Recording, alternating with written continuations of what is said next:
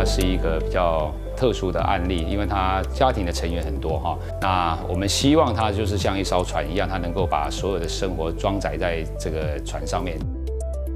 我在这个船舱的内部吧，两侧是船的外围的一个甲板。我透过外围的甲板走动的时候，可以观看到整个这个游艇里面的所有的生活。这个是我在这个设计上面的一个想象，那确实也是如此哈。这个房子其实在我眼里，它就是一艘船，都市里面的一艘船。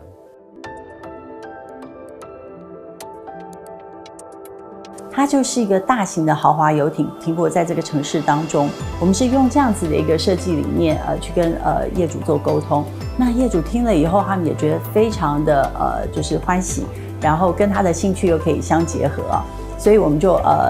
等于说双方在非常期待，然后这样子的一个设计的一个 concept 之下呢，我们就共同完成了一个他们梦想的家。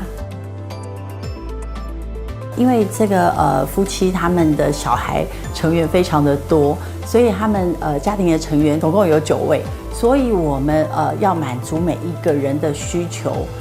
在100平的空间里面，包括了游戏室，包括了客餐厅，然后男女主人的这个更衣室，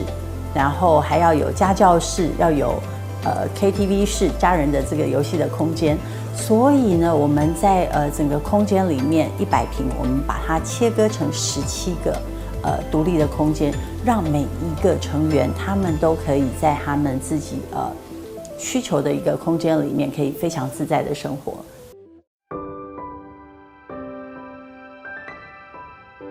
那我这次的规划，它是用这种螺旋式的这个黄金比例的切割哈。那我利用一个空间切成4个空间，再由4个空间里面再区分为4个空间，各区分成4个空间。这种黄金切割线这个很重要，这个东西拉开之后，其实它可以把空间的比例调配得很好，然后再透过我们的动线拉开之后，它会变得干净，它会变得简单，它变得很容易理解跟很容易被操控。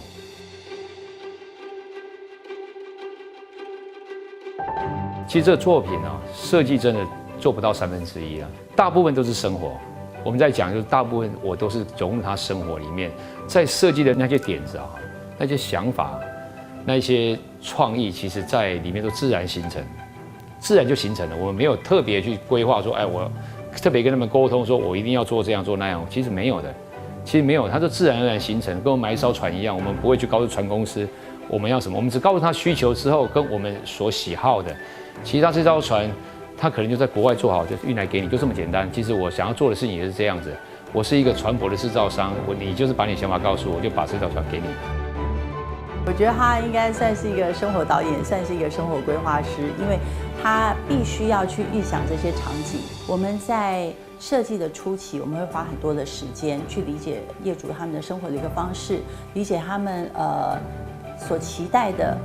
未来的家是什么样子的样貌，然后会把他们的兴趣与他们的家庭成员的这些喜好，然后融入到我们的整个设计概念中。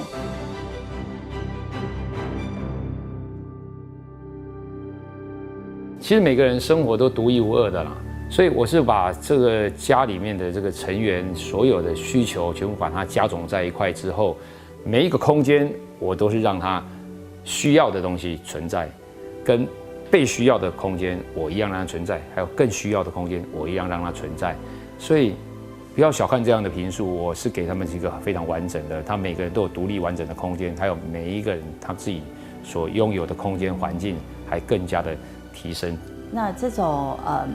温馨的家人的之间的互动啊，在生活的场域里面，我们已经事先就帮他们规划好了。当业主他们在家里可以看到他们的小孩尽情的奔跑，然后娃娃车在里面跑来跑去，完全没有受到阻碍，然后又可以每个人享有他们自己独立的一个空间。我想那个心里面的温馨感跟满足感，